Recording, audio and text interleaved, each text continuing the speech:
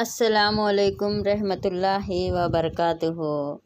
ఈరోజు మనం హజ్రత్ ఆయిషా రజియల్లా అన్హా గారి పుట్టు పూర్వోత్తరాల గురించి, ఆమె బాల్యం గురించి ఈరోజు మనం తెలుసుకుందాం. హజ్రత్ ఆయిషా రజియల్లా అన్హా గారికి సిద్దిఖా అనే బిరుదు కూడా ఉంది. అలాగే ఆమెకు హుమైరా అన్న బిరుదు కూడా ఉంది. హుమైరా అంటే అరుణిమ లేక ఎరుపు రంగు గలది అని అర్థం వస్తుంది.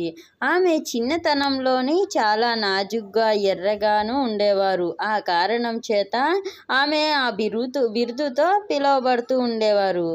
దైవ ప్రవక్త ముహమ్మద్ సల్లల్లాహు అలైహి వసల్లం కూడా ఆమెను బింతే సిద్దీక్ అని పిలిచేవారు. అంటే సిద్దిక్ కుమార్తె అని కూడా పిలుస్తూ ఉండేవారు. ఈ విధంగా హజ్రత్ ఆయిషా రజియల్లా అన్హా గారి అక్క పేరు హజ్రత్ అస్మా రజియల్లా అన్హా గారు. ఆమె కుమారుడు అబ్దుల్లా రజియల్లా అన్హా. ఈయన తన తండ్రి పేరుతో కలుపుకొని అబ్దుల్లా బిన్ జుబైర్ రజియల్లా అన్హాగా పిలువబడుతున్నారు. జుబైర్ కుమారుడైన అబ్దుల్లాగా ఈయన ప్రసిద్ధి చెందారు.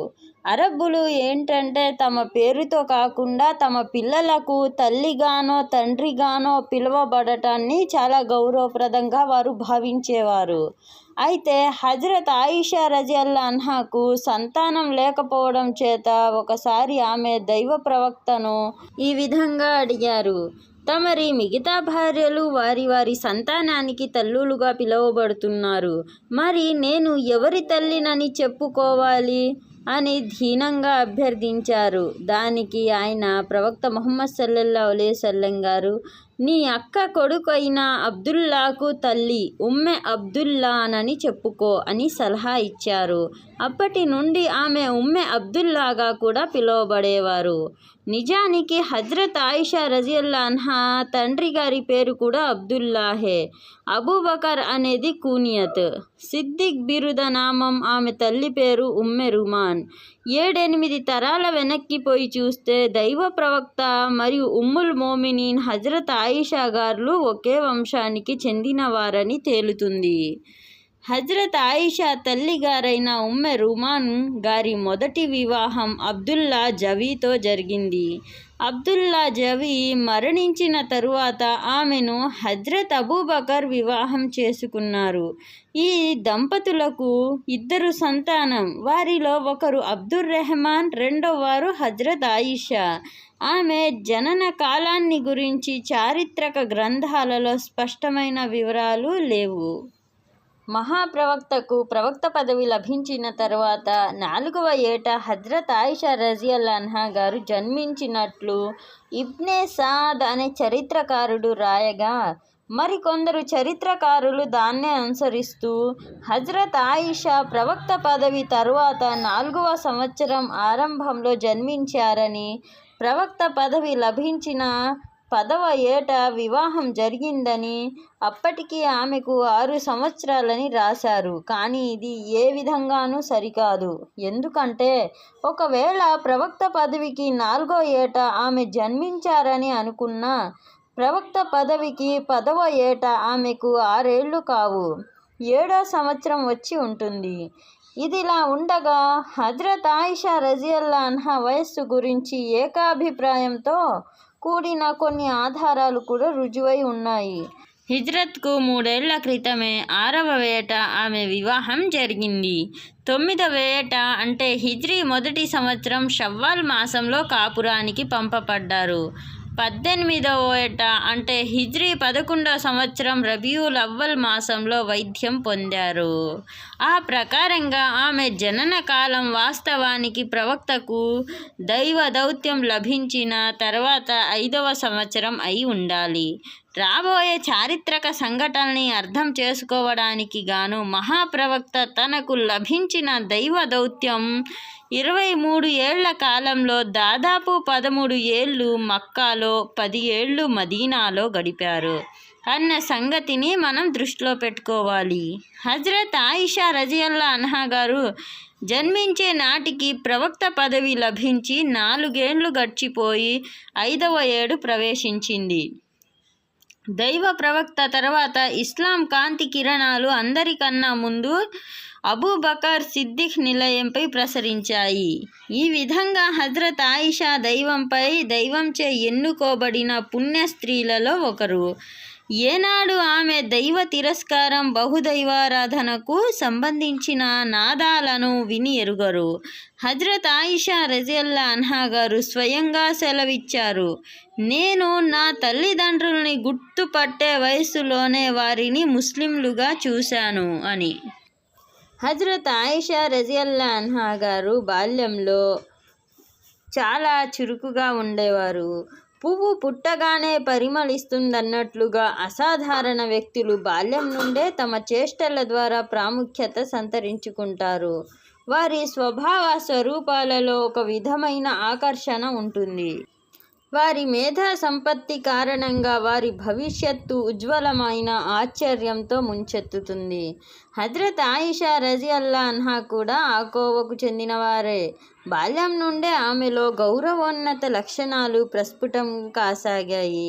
అయినా పిల్లలే కదా, ఆ వయసులో ఆటపాటలే వారి యొక్క దినచర్య. హజ్రత్ ఆయిషా రజియల్లా అన్హా గారు కూడా బాల్యంలో ఆటపాటల పట్ల మక్కువ చూపేవారు. వాడకట్టు పిల్లలంతా ఆమె చుట్టూ చేరి ఆడేవారు. ఆమె ఎప్పుడు చూసినా వాళ్లతో ఆటలాడుతూ ఉండేవారు. కానీ ఆ చిన్న వయసులో కూడా దైవ ప్రవక్త ముహమ్మద్ సల్లల్లాహు అలైహి వసల్లం పట్ల గౌరవం ఆమెలో వెల్లివిరుస్తుండేది. తరచుగా జరిగే విషయం ఏంటంటే, హజ్రత్ ఆయిషా రజియల్లా అన్హా గారు ఆటల్లో ఉండేవారు. చుట్టూ స్నేహితురాళ్ల బృందం గుమిగూడేది. అకస్మాత్తుగా దైవ ప్రవక్త అక్కడికి చేరుకుంటే ఆమె వెంటనే ఆట బొమ్మల్ని దాచుకునేవారు. స్నేహితురాళ్లంతా చెల్లాచెదురై దాక్కునేవారు. ఆయన ముహమ్మద్ సల్లల్లాహు అలైహి వసల్లంకు చిన్నపిల్లలంటే ప్రవక్త గారికి అమితమైన ప్రేమ ఉండేది. కాబట్టి వారి ఆటపాటల్ని తప్పుగా భావించేవారు కాదు. అందుచేత ఆయన బాలికల్ని పిలిచి ఆయిషాతో ఆడుకోమనేవారు. ఆటలన్నింటిలోనూ ఆమెకు 2 ఆటలంటే మరీ ఇష్టం: బొమ్మలాట, ఉయ్యాల ఊగటం. ఒకసారి హజ్రత్ ఆయిషా బొమ్మలతో ఆడుకుంటున్నారు. దైవ ప్రవక్త సల్లల్లాహు అలైహి వసల్లం అక్కడికి వచ్చారు. ఆ బొమ్మలలో ఒక గుర్రపు బొమ్మ కూడా ఉంది. దానికి 2 రెక్కలు కూడా ఉన్నాయి. ఆయిషా ఇదేమిటి అని ఆయన ప్రశ్నించారు. గుర్రం అని జవాబిచ్చారామె. గుర్రానికి రెక్కలుండవే? గుర్రానికి రెక్కలుండవా ఏంటి? హజ్రత్ సులైమాన్ రజియల్లా అన్హా గారి గుర్రానికి రెక్కలుండేవిగా అని తడుముకోకుండా జవాబిచ్చేవారు హజ్రత్ ఆయిషా గారు. ఆమె అలా ఆలోచించకుండా వెంటనే జవాబివ్వటం చూసి చిరునవ్వు నవ్వారు దైవ ప్రవక్త. హజ్రత్ ఆయిషా సమయస్ఫూర్తికి, ధార్మిక పరిజ్ఞానానికి, తెలివితేటలకు ఈ సంఘటన ఒక మచ్చుతూనకం లాంటిది. నాటికి నేటికి పిల్లల ఆలోచన శక్తి ఒకే విధంగా ఉంది. సాధారణంగా 7-8 ఏళ్ల వయసులో చిన్న పిల్లల్లో జ్ఞాపక శక్తి బాగా ఉంటే ఉండొచ్చు, కానీ విచక్షణ జ్ఞానం అంతగా ఉండదు. ఏ విషయంలో అయినా వాళ్ళు లోతుగా పరిశీలించలేరు. కానీ హజ్రత్ ఆయిషా రజియల్లా అన్హా గారు బాల్యంలోని ఒక్కో విషయాన్ని గుర్తుంచుకునేవారు, వాటిని ఉల్లేఖించేవారు, వాటి నుండి పరమార్థాలను కూడా వెలికి తీసేవారు. ఇంకా బాల్యంలోని చిన్న చిన్న సంఘటనలోని మర్మాలను తెలిపేవారు. బాల్య దశలో ఆటపాటల్లో నిమగ్నులై ఉన్నప్పటికీ ఏదైనా ఖురానీ వాక్యం ఆమె చెవుల పడితే దాన్ని కూడా కంఠస్థం చేసేసేవారు. మక్కాలో బలిస్సా అతు మౌ అద్హుం వస్సాతు అద్వా అమరు అన్న ఆయతు అవతరించినప్పుడు తాను ఆటలాడుతున్నాను అని ఆమె స్వయంగా తెలిపారు. ఈ విధంగా హజ్రత్ ఆయిషా రజియల్లా అన్హా గారు బాల్యంలో చాలా చురుకుగా ఉండేవారు. దీన్ని బట్టి మనం గమనించాల్సింది ఏంటంటే, చిన్నపిల్లలకు జ్ఞాపక శక్తి అనేది చాలా ఎక్కువగా ఉంటుంది. చిన్న వయసులో పిల్లలు తల్లిదండ్రులకు దగ్గరగా ఉంటారు. అందువలన ప్రతి తల్లిదండ్రులు వారి యొక్క పిల్లలకు ఖురాన్ ఆయతలు రోజుకు ఒక్కొక్క ఆయత్ చొప్పున నేర్పిస్తూ ఉండాలి. ప్రవక్తల యొక్క జీవిత చరిత్రలను కూడా చెప్తూ ఉండటం వల్ల వారు చిన్న వయసు నుండే ఇస్లాం పట్ల దృఢ విశ్వాసాన్ని కలిగి ఉంటారు. అల్లా మనకు వినే భాగ్యాన్నే కాకుండా ఆచరించే భాగ్యాన్ని ఇవ్వాలని కోరుతున్నాను. ఆమీన్.